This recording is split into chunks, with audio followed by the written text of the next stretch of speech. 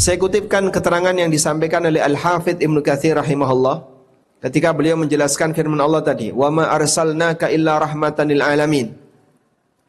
Tidaklah aku mengutusmu wahai Muhammad kecuali sebagai rahmat bagi seluruh alam. Kata beliau, yukhbiru ta'ala anna Allah ja'ala Muhammadan sallallahu alaihi wasallam rahmatan lil alamin. Allah mengabarkan bahwa Allah jadikan Muhammad sallallahu alaihi wasallam sebagai rahmat bagi seluruh alam. Ai arsalahu rahmatan lahum. Artinya Allah utus beliau sebagai rahmat bagi mereka. Faman qabila hadhir rahmah wa syakara hadhin ni'mah.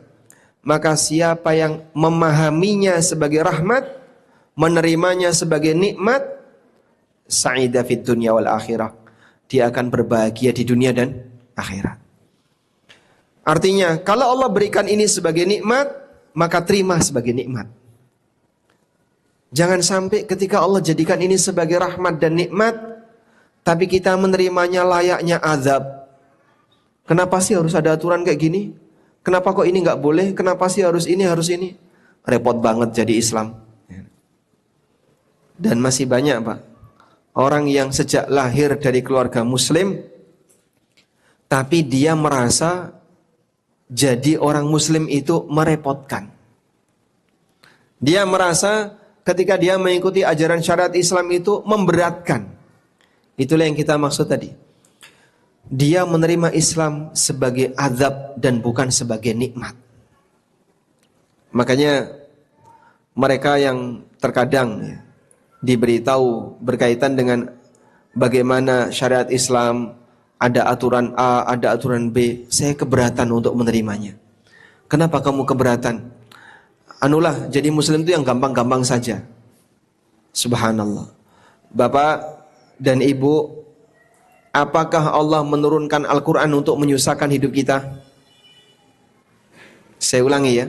Apakah Allah menurunkan Al-Quran untuk menyusahkan hidup kita? Sepeser pun tidak. Allah menegaskan, Taha ma anzalna alaikal Qur'ana litashqa.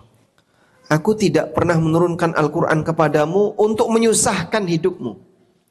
Maka kasih tahu itu orang yang masih merasa keberatan ketika mau mempelajari syariat Islam. Jangan nek ngaji aja jeru-jeru. Nanti ndak ribet. Apa-apa ra entuk, iki ra entuk, iki ra entuk, ra entuk. Apakah Al-Quran diturunkan oleh Allah untuk menyusahkan hidup hamba? Itu suudzon kepada Allah. Orang seperti ini suudzon kepada Allah. Sehingga ada sebagian orang yang takut belajar serius. Kula niki nggih, Pak. Sak bare ngaji sing kaya ngono ku, Pak. Wah. Dalil terus.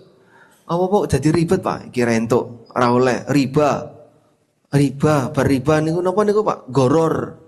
Goror, haram. Didik haram. Dilarang, haram, dilarang. Masya Allah. Akhirnya dia menghindar. Disebabkan karena apa? Dia merasa bahasanya ilmu yang dia pelajari itu seperti azab. Maka dia tidak mau mendekat kepada pembelajaran syariat.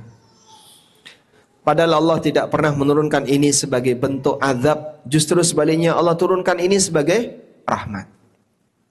Maka kata Al-Hafidh Ibnu Katsir, "Faman qabila hadhihi rahmah wa syakara hadhihi ni'mah."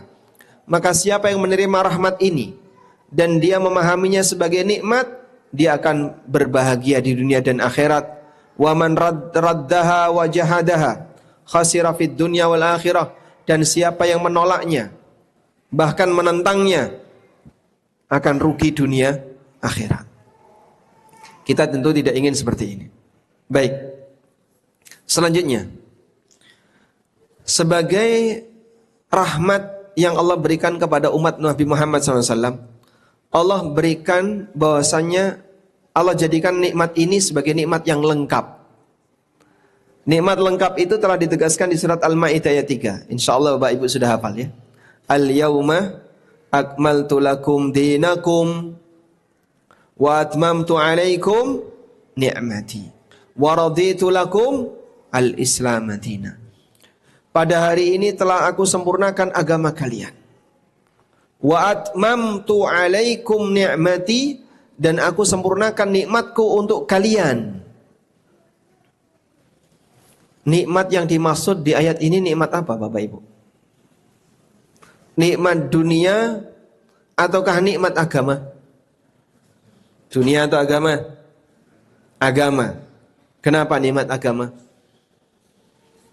Karena Nabi Muhammad SAW ketika beliau wafat dalam keadaan beliau punya utang. Sehingga kalau dipahami nikmat ini adalah nikmat dunia, ini bertentangan dengan realita yang terjadi pada beliau.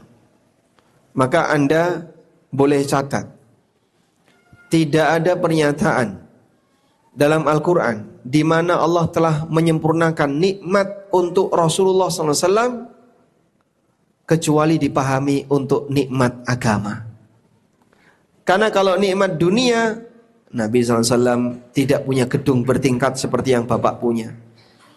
Rasulullah SAW tidak punya ruangan ber-AC seperti yang Bapak punya. Beliau tidak punya kendaraan mewah seperti yang dimiliki oleh sebagian masyarakat di zaman sekarang.